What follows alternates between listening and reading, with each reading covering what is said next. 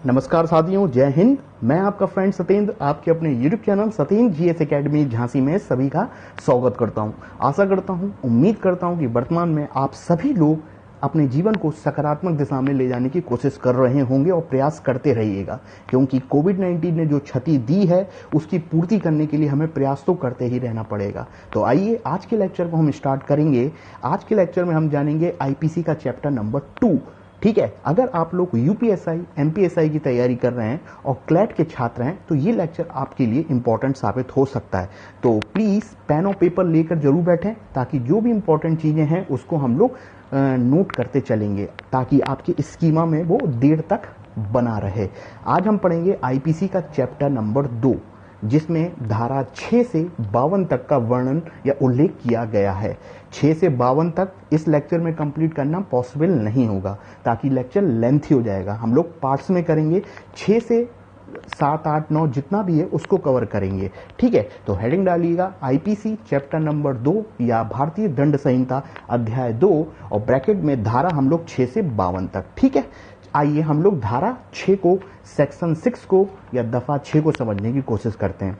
पहले मैं आपको इसकी परिभाषा बता देता हूं, क्योंकि डिफिकल्ट है परिभाषा। क्योंकि जब ये हमारा आईपीसी 1860 और 62 में लागू हुआ, बना, तो उस समय अंग्रेज थे। उन्होंने इंग्लिश लैंग्वेज तो चलो ठीक है, लेकिन उसका जो ट्रांसलेशन जो हुआ हिंदी में वो थोड़ा कठिन शब्दों में किया गया है। ठीक है, तो ध्यान से सुनिएगा धारा 6 क्या बोलती है।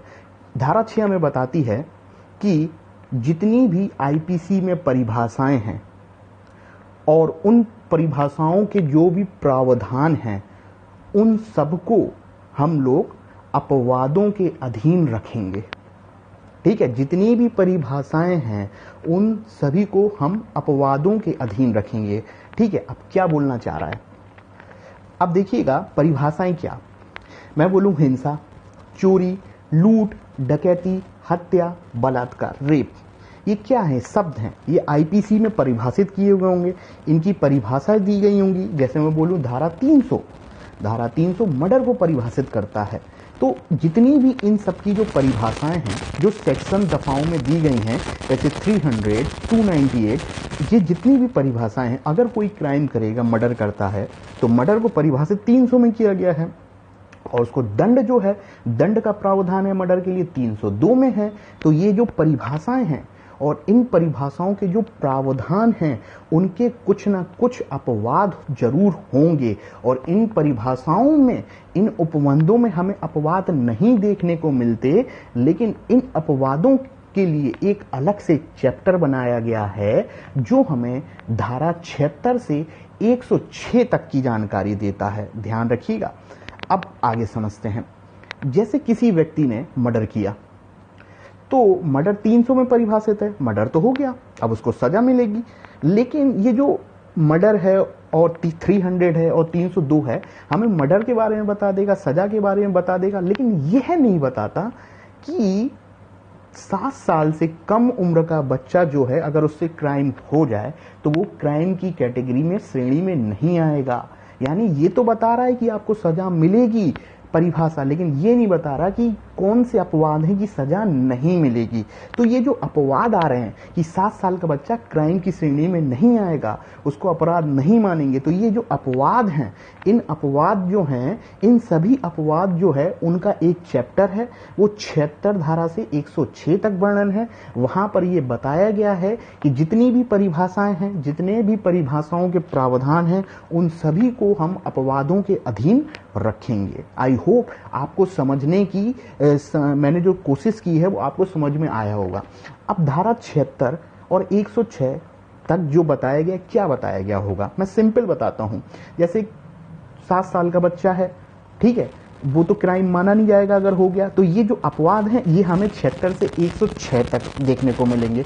और भी अपवाद हैं वो हमें यहां पर देखने मिलेंगे। कहने का अर्थ ये है, जब हम ये बोलते हैं ना कि ये क्राइम है, तो हम ये भी मान के चलेंगे कि ऐसा ये कौन सी चीज है कि ये क्राइम नहीं होगा की जानकारी हमें परिभाषाओं में नहीं मिलती। और जो नहीं होगा उनकी जानकारी परिभाषाओं में नहीं मिलती, वो क्राइम नहीं माना जाएगा। ये जो नहीं माना जाएगा, यही है आपका अपवाद। इन अपवादों की जानकारी 76 से 106 तक में दी गई है। यह मैंने आपको बताने की कोशिश करी है। ठीक है, आई होप आपको अब समझ में आ गया होगा। ठीक है, तो जितनी भी परिभाषाएं हैं, प्रावधान हैं, उनको हम अपवादों के अधीन शामिल करेंगे। और ये जो अपवाद हैं उनकी जानकारी हमें अध्याय नंबर 4 में मिलती है, जहां पर 76 से 106 तक धाराओं का उल्लेख किया गया है। ठीक है, ये मैंने बताने की कोशिश करी। ठीक है, आगे बढ़ते हैं। अब देखिएगा धारा 7 क्या बोलता है। धारा 7 मैं उदाहरण के माध्यम से ही समझाऊंगा आपको, ताकि चीज स्पष्ट हो सके। जैसे मैं बोलूं धारा 7 के बारे में, जैसे कोई शब्द है अपराध या हिंसा, ठीक है, या चोरी, इन सभी को परिभाषित किया गया होगा आईपीसी के किसी सेक्शन में।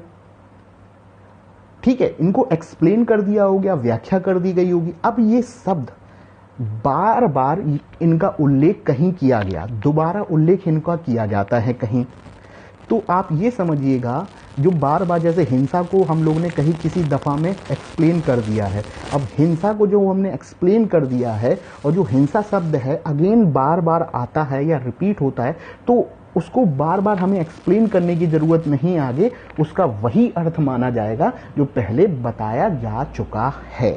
ठीक है, ये आपका बताता है धारा नंबर 7। ठीक है, इतनी बात हो गई। चलिए आगे बढ़ते हैं। धारा नंबर 8, हेडिंग बना लीजिएगा, धारा 8 क्या बोलती है। धारा 8 बच्चों हमारे लिए बहुत इंपॉर्टेंट है, जो हमें लिंग या जेंडर की जानकारी देती है, बहुत इंपॉर्टेंट है। धारा नंबर 8 हमें लिंग, जेंडर की जानकारी देती है, और हमें पता है जेंडर यानी कि नर और नारी, मेल और फीमेल, कौन मेल है कौन फीमेल है, या सिंपल सी बोलूं जेंडर शब्द का उल्लेख धारा 8 में देखने को मिलता है। ठीक है, इतनी बात हो गई। सिर्फ जेंडर बोला है यहां पर, नर नारी बोला है, मेल फीमेल। आगे बढ़ते हैं। अब धारा 9 पे आइए। धारा 9 जो बच्चों है वो वचन से संबंधित है। जैसे मैं बोलूं एक वचन और बहुवचन समझते हैं ना आप लोग, उसी से रिलेटेड। जैसे मैं बोलूं अपराध, एक वचन नजर आ रहा होगा। अगर मैं बोलूं अपराधियों, तो बहुवचन समझ में आ रहा होगा, यानी कि नंबर्स की जानकारी देता है, कितने लोग अपराध किया है किसी एक व्यक्ति ने, तो एक, अपराधियों हैं तो वो ज्यादा लोग हैं, यानी कि एक वचन और बहुवचन से संबंधित जानकारी धारा 9 में हमें देखने को मिलती है। ठीक है, 9 हो गई आपकी। अब आते हैं हम लोग धारा 10 पर। धारा 10 या दफा 10 या सेक्शन 10 क्या बोलता है। धारा 10 हमें एक्सप्लेन करती है या उल्लेख करती है किसके बारे में, जेंडर पहले बता चुका है, अब वो हमें बताएगा कि स्त्री और पुरुष। अब ध्यान रखिएगा, मैन और वुमेन शब्दों का उल्लेख, स्त्री कौन है, पुरुष कौन है, वुमेन कौन है, मैन कौन है, इसकी जानकारी हमें धारा 10 में देखने को मिलती है। और यहाँ स्पष्ट बताया गया है, किसी भी उम्र का नर यानी मेल, किसी भी उम्र की नारी यानी कि फीमेल, किसी भी उम्र का नर, किसी भी उम्र की नारी जो भी है, वो किसी भी उम्र का नर या नारी जो है वो आपका मेल फीमेल माना जाएगा। ठीक है, धारा 8 और 10 को एक साथ मिला के पढ़िएगा, कंफ्यूज मत होना। जहां 8 हमें जेंडर, मेल और फीमेल, नर नारी की बात करता है, जबकि 10 हमें बताता है कि कौन स्त्री है, कौन पुरुष है, कौन आपका वुमेन है और कौन मैन है।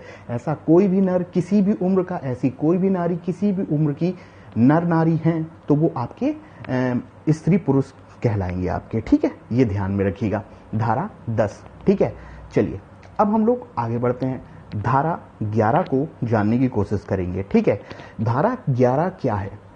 धारा 11 आप मैं व्यक्ति के बारे में बताई गई है। धारा 11 आप मैं व्यक्ति के बारे में बताई गई है, किसी इंस्टीट्यूट, संस्थान, निगम, कॉरपोरेट के बारे में बताया गया है कि व्यक्ति कौन है। ठीक है, तो व्यक्ति आप भी हैं, मैं भी हूं, कोई कॉरपोरेट संस्था भी हो सकती है, निगमित संस्था भी हो सकती है।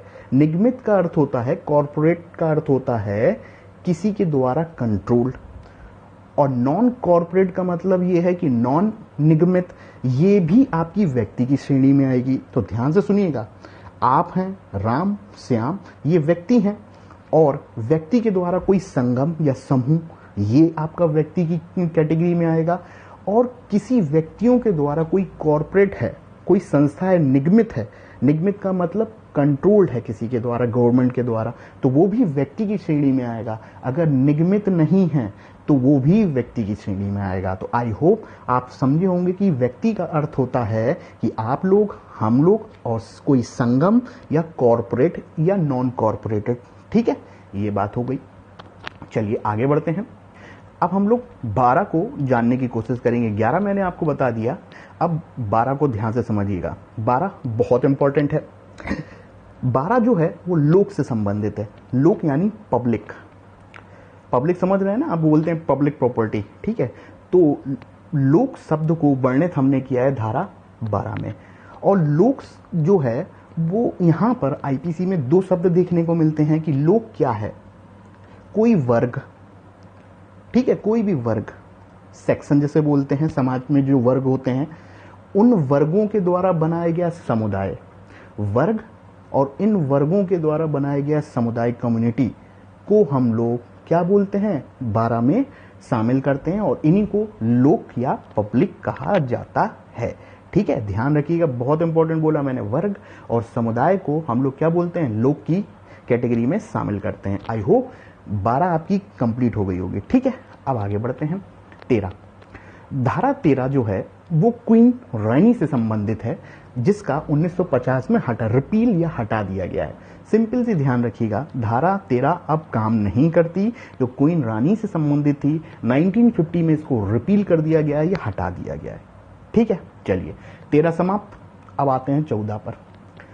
धारा 14 या सेक्शन 14 या दफा 14 क्या बोलती है, ये बोलती है पब्लिक सर्वेंट कौन, गवर्नमेंट सर्विस करने वाला कौन है या लोक सेवक कौन है।